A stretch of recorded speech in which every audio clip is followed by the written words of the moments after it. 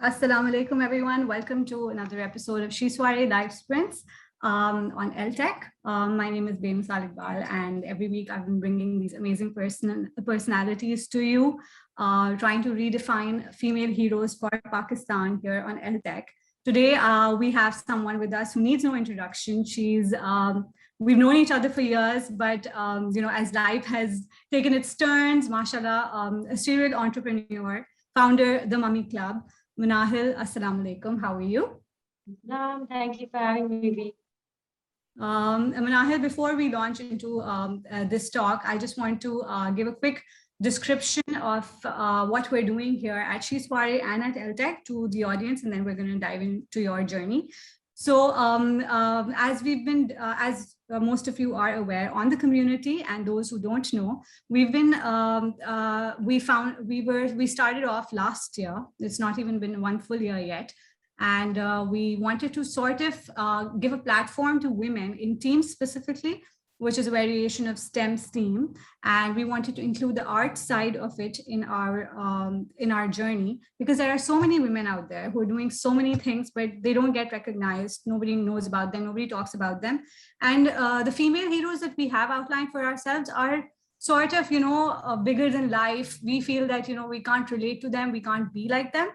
So this is a small effort at Live Sprints that we're doing, trying to bring women we know, women who are relatable, and women who you can even reach out to online, and they will tell you about their journeys and how maybe perhaps you can find a motivation or inspiration or learn from them and do the same in your lives as well.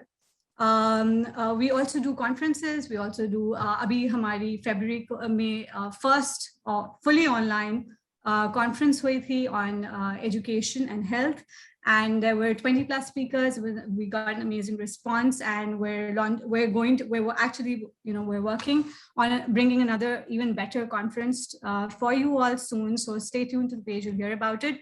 Our recent training aspect of our work, Mehak is our lead trainer.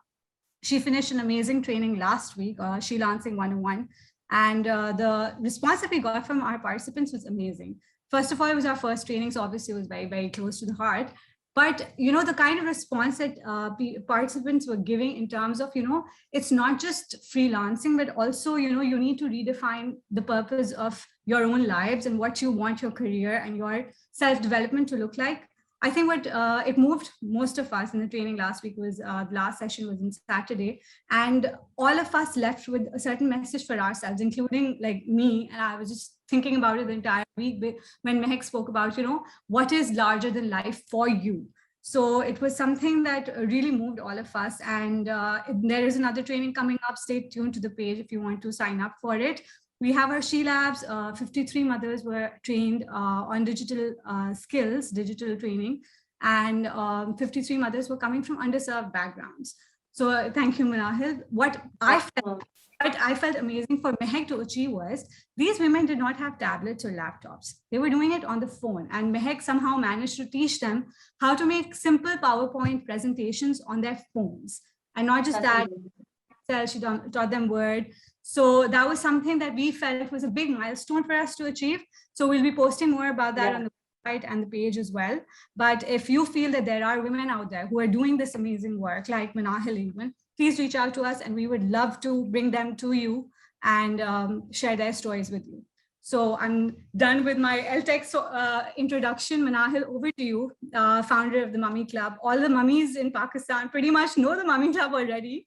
And you've been doing things one after the other. Not even before the Mummy Club. I think that was a rapping thing that you were doing, Truckstagram, if I'm not wrong. Yeah. So literally one thing after another. I don't think you've ever stopped.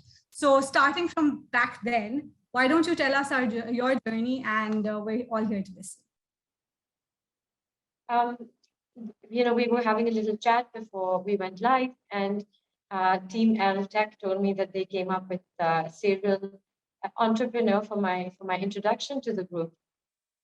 And I tell you, I've never felt more seen and more like understood, even to myself, because it's very difficult, when they give you that occupation, they literally give you one blank, right? And I want to say, but hold up, I want to, and you guys just summed it up quite beautifully. I I'm reminded by my family of the fact that this goes way back. And I think it starts from when I was maybe 5 or 6. And I think that's when I started making my first business, which then became another business, which then it became another business. And luckily, I always had my family who were buying from me entire collections at a time, you know. But I think the, the the fun bit or the important bit from my journey has been that I have started and stopped a lot of things. So I have experimented with anything that I wanted to do with Trackstagram, which was a gift wrapping company, by the way. And it was going really well. I was having the best time of my life because I love wrapping presents. But one day my mother walked into my studio and she said, "Is this what you do?" I said, "Yeah." She said, "But there's got to be more to your life than this." Okay. And at that time, I was like, hello, like I'm really, enjoying myself. But she said, I think there's more. And I tell you, it took me an hour after that to shut that thing down. I said, okay. That's it. We're going to wrap it up.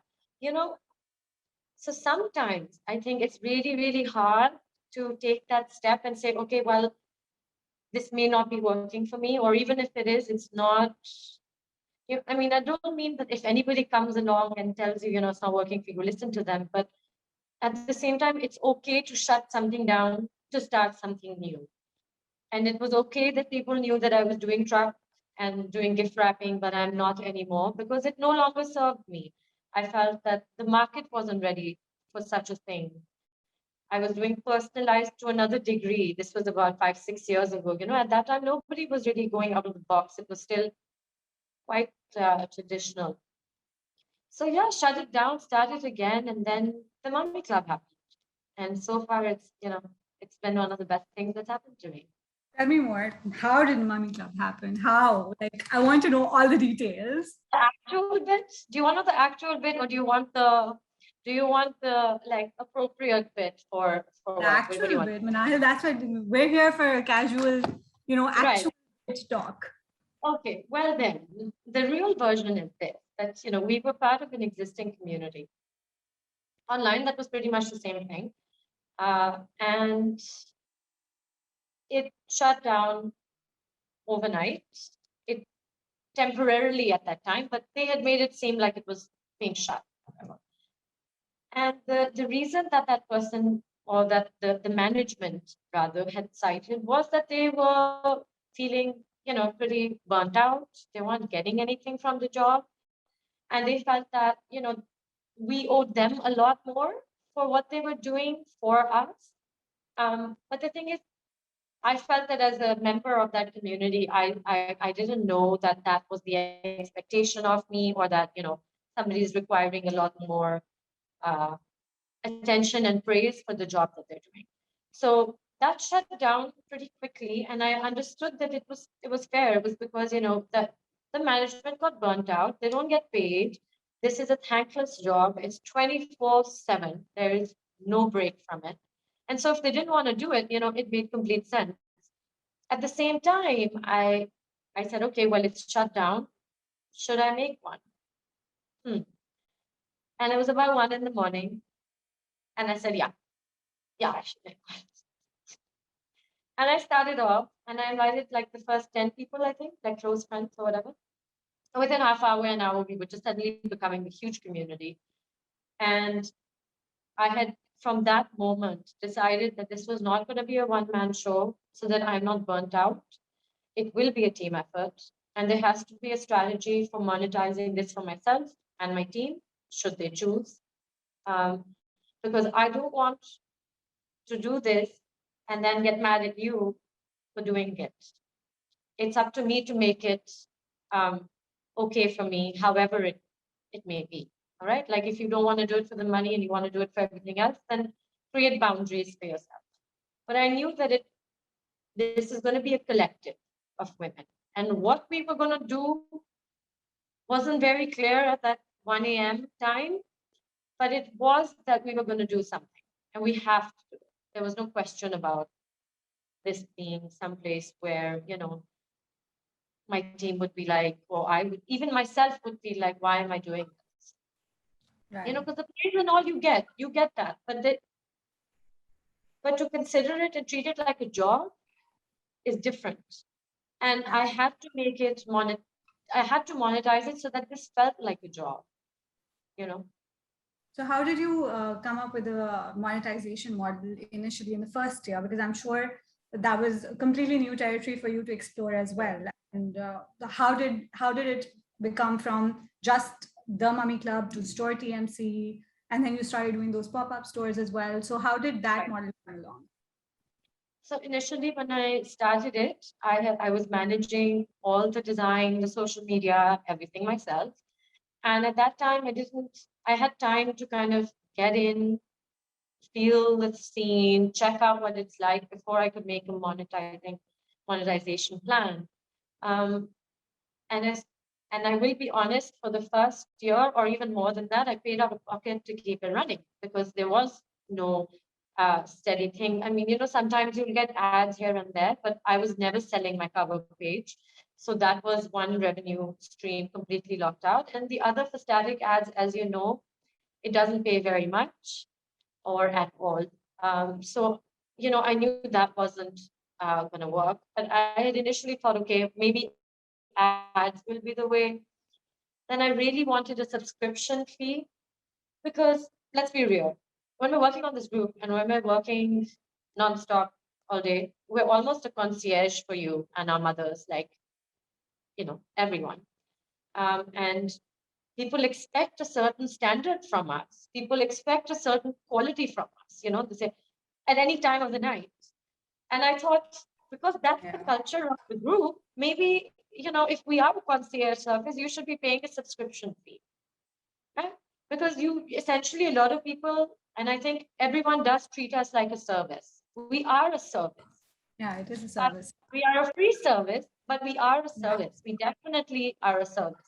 And I thought, subscription would have been ideal, but it's so hard to get a subscription model running for something like Facebook and in Pakistan. So that had to be scrapped. And then retail became the one way forward because that was something I could do with my experience in, working in fashion before and working on editorials. I was already in touch with the best of the best from clothes and the best of the best in shoes. And then Shezri from Ensemble, she's somebody I think you guys should have on. I'm going to pitch her actually. She really pushed me to do it. She said, do it. I said, nah, yaar, I don't think so. She said, no, just do it. And I said, okay. And so we did once. But the thing is that I think we were very, very clear on what we were doing, how and when. So it wasn't that, I woke up and I said, okay, well, now Shezri is saying retail, so I'm just going to la-di-da into retail, right? There was a framework decided, consistency was decided. And slowly we have built ourselves to be, to have multiple revenue input streams, you know what I mean? It has been slow. But first we set up the pop-ups, which were done consistently. We tried other things here and there. Our first event that I did, it was, I think, just us and the volunteers, and nobody showed up. Not a single person. And I was like, oh, what happened here? The first ones are and they're the closest to the heart as well, because of, just the fact that, you're feeling it the most. I called Nani to be a part of that thing because I said, listen, no one can count money like you, and there'll be lots of money going around, so you need to be there. Now, Nani, and Nani sitting there with like Hadis, and there's nobody, right? Oh my God. And I went and I remember sitting there with my team and I said, oh, okay, this is really fun actually, because now I want to know what happened, why it happened, and figure out how this will never happen to us again, And my nanny also said, it's okay, like pick yourselves up, because I mean, we looked down, like we looked a bit like, but I figured out then very quickly that that wasn't the kind of event that would work for my club. And immediately that was scrapped. And then went on to other things. So now we monetize primarily through our store, our online store, Most of it, TMC itself is now, we've built our credibility. So now we work with schools and we work with the best schools. We work with, on retainerships with different schools at different times, with different brands. And it's now become very streamlined. It's very much quality over quantity. And now we're finally at a place where I'm like, okay, so glad I did this, Yeah, because initially we're it's so scary. glad you did this. So tell me something, when you were doing all of this and it was shaping up pretty much organically as well, the group itself. Because I remember, I don't know which milestone it was when you spoke about, we've organically hit this this number, and I can't believe it myself. What was going on between you and your team members? Were you thinking of, broadening the scope and going into retail at that time only, or did that come later? Much later. That came much later because it became very difficult for me to continue sustaining the club, because the anonymous system required a person to either be from the team who's doing it, or then when at the time we didn't have social media, I think a social media manager used to do it, because it's a high volume of things. Now one person that on is the team, unique. That I haven't seen that system anywhere. If you could just, for viewers who don't know about it, if you could talk a little about it, because I haven't seen that in other communities, not just on Facebook, but LinkedIn too. I haven't seen that process happen yet. So I don't know if you remember this, B, but I actually wanted to make an app. I wanted to make an anonymous app that was going to be called, and I had the whole name and everything. It was called Sister Code without the E. So it's like, like Tumblr, like sister. Sister Code. And the idea was that women all over the world should be able to share their problems anonymously and then reply anonymously. I went to a friend of mine with this concept. He did try and make it for me into an app, but it's very difficult to make that kind of an app that I had in my head with just using one developer or a friend or something. And because I had put in a considerable amount into that failed attempt, I had a little left over for the actual thing. So now I had the same concept, but no money to do it. So that's how I had to come up with a free way of letting women have a conversation 2 ways anonymously. And that was only possible through Google Forms. So I set up a Google form. It's always pinned to the group. And then I said, how would you reply? It had to be done really like, it was tech. It's like tech, but you have to manually on tech, yeah. But you have to manually figure out how to make that tech work for you. So we said, okay, but then how would you respond anonymously? So we decided, okay, we can keep a hashtag, like a promo code, right? To match it. And we built this system so that people can talk anonymously both ways. Because if you are crying about your in-laws and you're saying how terrible they are and how miserable they have made you, another woman who might be able to help you and tell you you're not alone and she is able to have come out of that situation, however she did, is not okay with using her name, right? Because you know how it is. So with this anonymous form, people could finally do it both ways and for free. So, kind of happened because of the failed app. But amazing that you did such a brilliant, you actually literally coined in a new way for people to do this for. And I would really strongly suggest other community leaders to also look into this, because this is amazing. There are a lot of things that you don't want to share with your name, and this is an amazing way to do that. Coming to crisis management, it's a women's group. It's 10,000 plus now. How do you and your team manage when there is a crisis? And I believe there is one almost every other day, especially with so many things flowing in on the group. Initially, we were one of most groups you could find. Okay, we were all very zen, like really good. But when you cross into larger numbers, like I think you get a different. There's all kinds of people that we have in the club now, and so there's a lot more newer people in the club, which people obviously don't know of from their previous time. So there's been a lot of,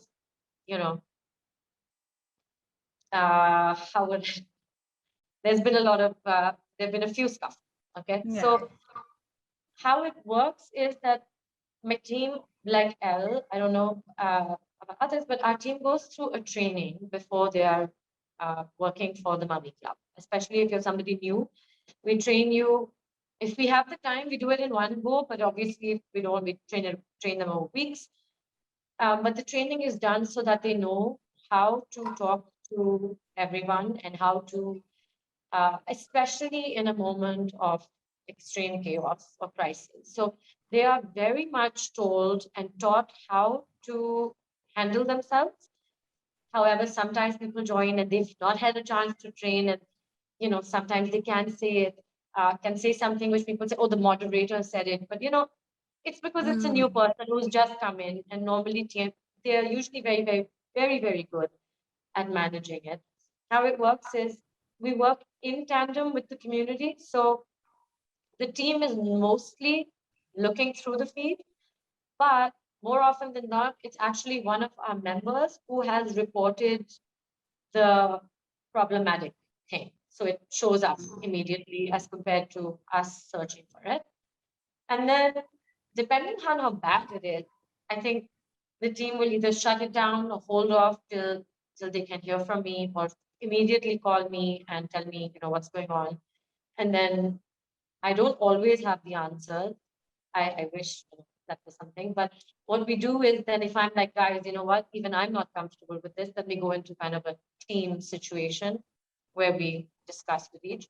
But crisis management is, I think, something I took very, very seriously from the first day also. Like, not only that, it's not only, how do I say? It's not only like getting and solving an issue between, let's say, two people. Okay, sometimes I've seen that admins are having tiffs with people on their thing. Yeah. I've seen it a lot. And I know that the admins are tired because I feel it. And you don't want to engage with someone who is not being appreciative of you. But in that case, I have learned very early on to either just recognize that this person is still not giving up because they probably care so much about the community, like you must really care if you are engaging with me so much. So instead of taking it as a negative, I take it as a positive, and I say, listen, if you're still here and you're still saying something about this, it means you care. So I'm going to say sorry. Okay. Not, I'm going to say sorry if you felt, I'm not going to say sorry if I upset you or if you were, no, you see, that takes away from that. Yeah. And as admins or leaders of a community, if you start giving conditional apologies, I think It's setting the it's a wrong part example. be able to Absolutely. say, I'm sorry. No, I'm sorry if your feelings were hurt and if I offended you. We can leave it at I'm sorry, or not engage with those people, because I think the way I talk to people sets a big standard and example for how they should talk to each other. Now, if I start getting like, well, you know what, actually, this is my place and I really don't care what you think, that just eliminates the need for dialogue. Then why have we built this community?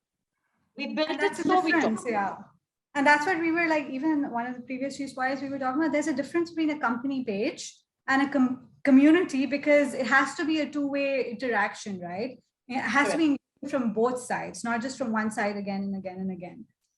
Coming to being a community leader, what has been, based on your experience, what has been the best leadership advice that you've gotten from someone and used for your community or even other ventures that you've been, mashallah, involved in?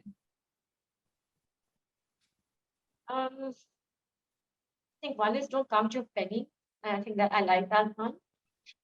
Because I'm not strong at math, and I was in the middle thinking that I don't know what I'm doing, and I was like, getting really involved into the pennies, really, because I thought I should know every little, and then someone said to me, it's okay if not count them, as long as you have a good overall of what you are at. You don't need to know to the exact cent. That doesn't make you any less good of a business owner. You have other people in the team who are working on the finance side of it and accountants that are doing it. So you can, kind of stay macro is, I think, the gist of it. Like, you don't have to get into it. In other words, delegate, but actually do Right. something. Right. And what's the best work-related advice that you've ever received that you'd want to share with other women out there? I think that one I want to give is that uh, there are times where we need to learn when it's okay to just kind of shut it. Okay, I struggle with that. And I've learned now that I'm making boundaries for myself, even with work, because we have kids, we have the house, we have all these other things we're already feeling guilty about. I promise you, no mother on like not no mother, but there are very few mothers you're going to meet who says, "Yeah, I'm fantastic mother. I'm doing great. I'm awesome." You will always meet them saying, "I don't think I spend enough time with my kids. I don't think my kids are tall enough, fat enough, healthy enough." There's always all of that. And then to add on this business thing to it, which you should be in, but don't let it like learn to switch it off. I now realize that if I turn my phone off, if I'm really being like feeling burnt out, if I turn my phone off for 2 hours, guess what? That's Kind of contagious. notifications and tags. That's it. Like when I open the phone again, it's a disaster. I mean, it's horrible. I feel like crying. But for those 2 hours that I needed to just get back into the zone, nothing breaks. The world is okay. Like I haven't suddenly lost my business. My life isn't over. But those 2 hours did so much more for me than if I had, not.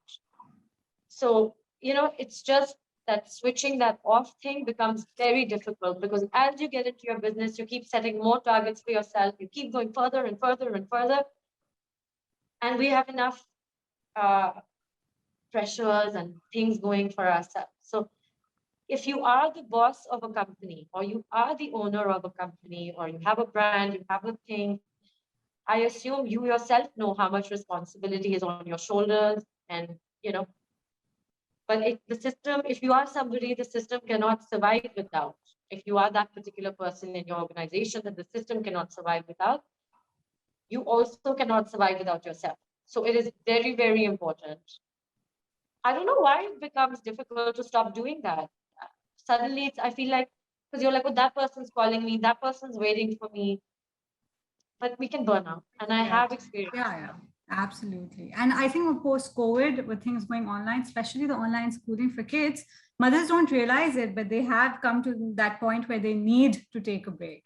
Manahyl, I want you to tell me what's that one thing that you do every single day for yourself that helps you become a better person, not just at work, but even as a mother, at home with family, everyone. The one thing that you feel that, yeah, I need to do this every day for me. I try. I mean, I laugh, but I'm telling you, I do try. I try not to turn on my phone for 1 hour every day. In the morning, when I wake up. For me, and to be a better person, to be a better mother, to be a better everything, it really helps if the first thing I see is not, oh crap, I had to do this, because then I'm not meeting my kids in a very present-minded way. Because I'm like, oh, hi, good morning, but Fulana, usko bula do, and Kana, can you come, So if I don't turn on the phone for an hour, I wake up, I'm present, I get to talk to them, have a conversation. I also feel for work, I feel very rested enough. And then 1 hour later, I've had my coffee again. I'm like, all right, bring it on. And that really helped me. Because straight to wake up to panic, I become not the best person to be around all day because I've started my day in panic mode because I've opened my phone and it's blown up. So absolutely. I was going to look for my phone. I realized I'm on it. I hate the damn. Yeah, and it's not just the community. Like for you, I would feel, and for myself as well. Like there's the news, there's Twitter, there's so many things happening on the phone. I mean, that's the first thing that you look at, right? Okay, what happened to that case that I was following, or latest update, and it does take over everything. That is absolutely correct. So that people look like on Facebook, right? Like, hey, where's Manahyl? Can't find her. Or my popo tweeted at me saying, Minta, they call me Minta. can you check your phone? And I was like, you didn't have to tweet. She said, well, what do I do? What do I do? How do I find you? Yeah. So, Oh my God. So do you recall any biases or assumptions made about you when you started off? there were a lot of assumptions. Yes. Yes. In fact, I remember them with pride. Because they said, no, nobody's been able to do this. Nah, I don't think you should. You should be very careful. And I remember, there was a lot of no one's done it. No one's, to have come up with a store out of their Facebook group thing and to come up with this and that. It's not how it works. Be very careful. There were a lot of biases about me, I think, that people had because they know, like my friends, at least because even you, they didn't think I'd be able to be in a role which, kind of is such a thanda, like chilling and in a way. But I was able to learn where to keep my energy and where not to. And so I think initially my family was very, very scared because they said, you're going to get into this public thing. And they remembered my school years and the fact that I would have, in trouble in school every week and in fights every week. Like that part, I think you would remember. But so no one thought that, I would be this voice of reason from my family. Yeah. And they're all very thankfully. It's the crazy ones. Like that's what I like to say. Like even to my own family, it's always the crazy ones who actually get out and do things. So rebellion has, alhamdulillah, worked out for us, and it will keep doing that. Now, coming to the general arena of women in STEAM. See, you started off with an online community. You built up an online retail store. You started your own clothing line recently, and you made sure that all aspects of your work tie up very well together. So first of all, like your thoughts on how you made sure that, tech plays a very important role, or it happened to play a very important role in your work. See like the general arena of women in not just technology, but the entire STEAM categories, right? Where can women go from here on? I think, do you mean like women at home who might not be doing anything in particular? No, women who are already doing it, but the scope in Pakistan in general. Look, I think the scope is what we make it. So if they're already in it and doing it, that's more than 80% of the work done, right? I now know that we have to make that scope for ourselves and make that space for ourselves. Nobody is going to give it to us. Nobody is going to hand it to you, right? And the way to build and scope and continue doing that is, I think, continue experimenting, obviously, like that's a big one. But experimenting means taking risks. And that's why people don't take them as experiment as much, even though it's that obvious, right? Because it's risky. So one would be to keep experimenting. The second is very important to keep in touch with communities or women or people.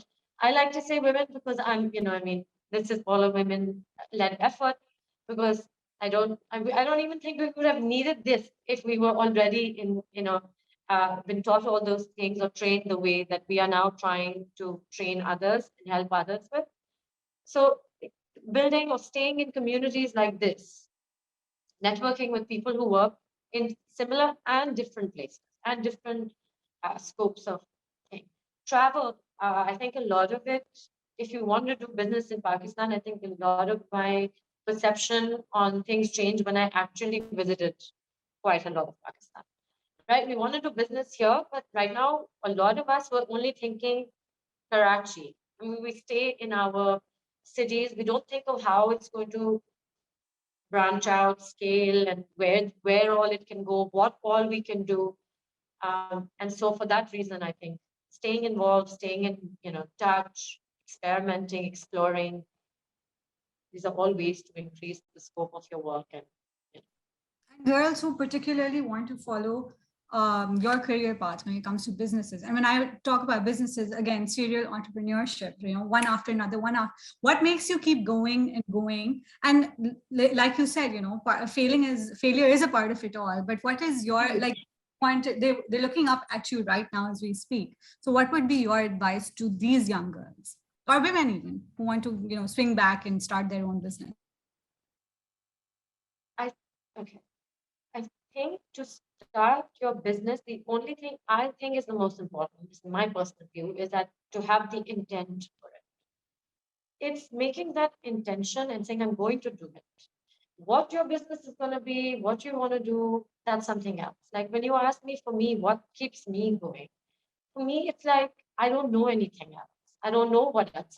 I have a goal in my head. I have this vision that I want for myself.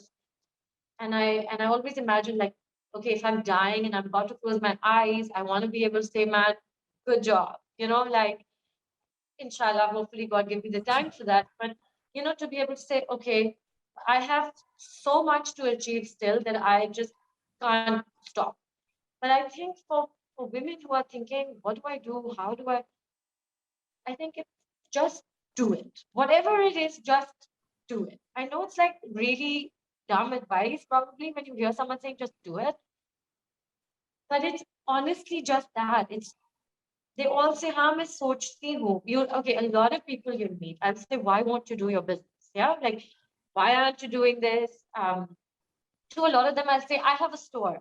You start something, I'll sell it for you. तो मैं सोचती हूँ, सोचा बहुत दफा सोचा है, हर दफा सोचती हूँ. I've heard हर दफा सोचा है, बहुत सोचती हूँ from so many women that my advice just has become, please just do it. Like, what? How? It's very, okay, then they say, अच्छा, but कैसे करें? So I'll go one step further. Just do it. I had called up a designer friend of mine a few years ago saying, I want to make clothes. Okay. And he said, he's such a nice person to even say, yeah, okay, I'll help you out. Because he's massive. And then he said, but listen, you have to do 5 or 6 pieces first and send them to me. And then I'll help you out. And I never got around to doing that. I never did. And I think that's a good way of testing yourself to know if, what do you do next? Like, you've come up with something, then just make the sample or a prototype. Take it to the next step. So you've already gotten to the what do I want to do this thing, but then you stop them.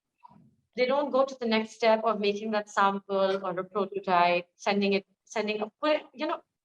even if you can just make a product or a sample or a prototype, you take a picture of it and you share it on one of these many groups, even that's going to help you take the next step. Just the first step is. Yeah, that is the most difficult, right? To get the courage to just start. And also, like, I wanted you to talk a little about the skills that you learn, because जब आप एक business चला रहे होते हो तो आप सिर्फ वो एक particular creation या जो भी आप बना रहे हो, if you're, if it's handicraft, it's not just those things. It's also the ability to be able to put it online, to market it, to sell it, to be able to talk about it. So you're wearing multiple hats when you're running your own business, right? So did you feel that learn anything that you never thought कि ये मैं बैठ के सीखूंगी कभी? Excel. I was like, what is this? My Excel used to look so different. I thought it was just a place where you could make it pretty. So my cells look pink, light pink, and all these like pretty colors. They were beautiful. And then when I first gave my first sheet, like, this is not what a spreadsheet is supposed to look like. And I was like, well, mine is going to look like this. And they're like, nah, nah. So I had to learn Excel, which, by the way, I never knew how. I mean, I knew it, but I tried to stay away from it as much as I could. So I definitely learned Excel. I'm learning every single day. I am learning, like, because I'm like, okay, why wasn't I taught this? Why wasn't I taught how to trade on the international stock market? Why wasn't I taught how to save money? Why wasn't I taught how to make a fund for myself?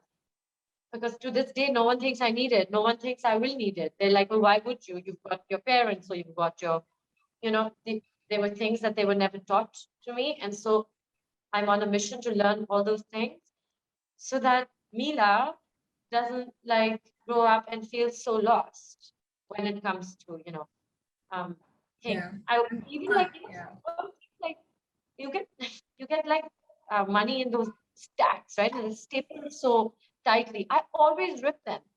Why wasn't I taught the correct? I mean, it's so small, but like nobody taught me these things. Yeah, and this is all part of financial literacy. Like, believe it or not, even with the digital skills workshops that we did, we realized there's a big gap in financial literacy. Teaching mothers, women, wives, everybody needs it. And I don't know why it gets. Like, it's hard. It's really, and running a business requires you to have financial literacy. And if you have none, then,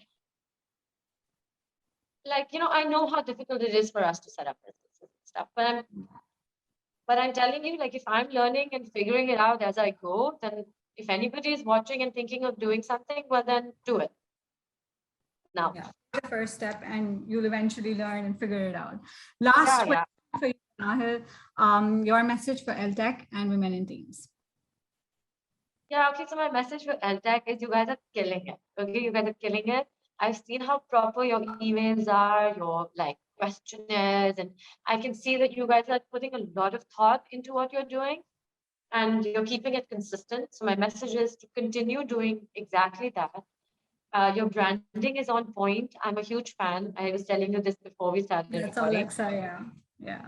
And I love it. I love the direction it's taking. My message to you guys is to keep it going, to keep it running.